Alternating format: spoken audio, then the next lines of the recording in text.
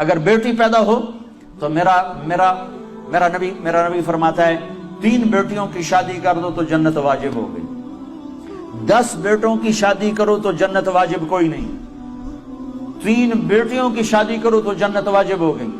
تو ایک صحابی نے پوچھا یا رسول اللہ 3 نہ ہو 2 ہوں، تو کہا 2 کی شادی کرو تو جنت۔ ایک نے کہا یا رسول اللہ اگر 2 نہ ہو 1 ہی بیٹی ہو اور آگے کوئی سلسلہ بھی نہ ہو، تو آپ نے کہا 1 بیٹی کی شادی کر دو تو جنت واجب۔ یہی بہن بن جاتی ہے، بیٹی سے بہن بنتی ہے، بھائی آتا ہے۔ تو میرے نبی نے فرمایا جس کو اللہ نے 2 بہنیں عطا فرمائیں، 2 بہنیں، اور انہوں نے اس کا حق ادا کیا، حق کہ بھائی بہنوں کا حق مار جاتے ہیں، ماں باپ کی وراثت میں سے بہنوں کو نہیں دیتے۔ یہ ایسے ہی حرام ہے جیسے شراب بیچنا حرام ہے، جیسے سود کھانا حرام ہے، ایسے ہی بہنوں کا حق کھا جانا ایسے ہی حرام ہے، جیسے چوری حرام ہے، یہ بہنوں کا چور ہے، اس کی چوری کی جس کے ساتھ مل کے 1 چھاتی کا دودھ پیا، 1 تھالی پیالی میں کھایا اور پیا، 1 چھت تلے جس کے ساتھ زندگی گزاری، یہ اس کی چوری کر گیا ہے۔ جس نے اپنی بہنوں کا حق مارا اس کا رزق حرام ہو گیا۔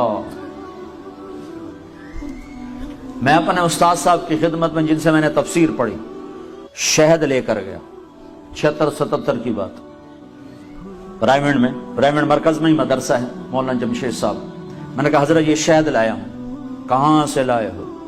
کہا جی میرے اپنے باغ کا ہے۔ میں نے کہا میں نے خود توڑا، باغ میں لگا تھا آم کا۔ میں نے کہا جی میرے اپنے باغ کا ہے۔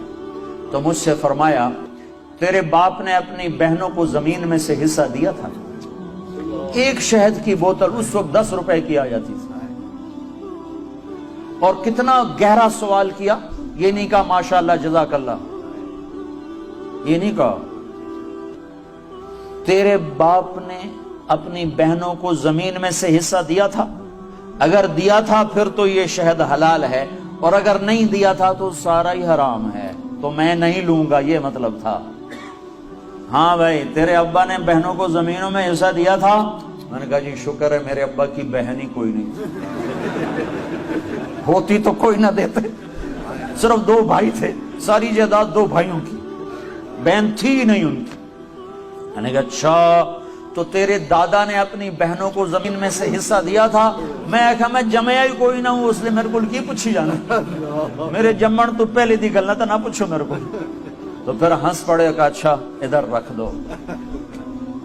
تو میرے نبی نے فرمایا جس نے بہنوں کو حصہ دیا، جس کو اللہ نے 2 بہنیں دی، اس نے بہنوں کا حق دیا، اور شادی کے بعد بھی ان کے سر پہ ہاتھ رکھا تو اس پہ جنت واجب ہو گئی۔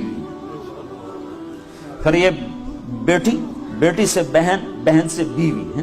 پھر میرے نبی نے فرمایا بہترین مسلمان وہ ہے جو بیوی کے ساتھ اچھا سلوک کرے، اور میرے نبی نے فرمایا جو یہ چاہے اس لوگ کا مسلمان کہ وہ جنت میں میرے گھر کے قریب گھر بنا لے تو وہ 2 کام کرے، ایک اپنے اخلاق اچھے کرے، ایک اپنی بیوی سے اچھا سلوک کرے، تو اس کا گھر میرے گھر کے قریب ہو جائے گا۔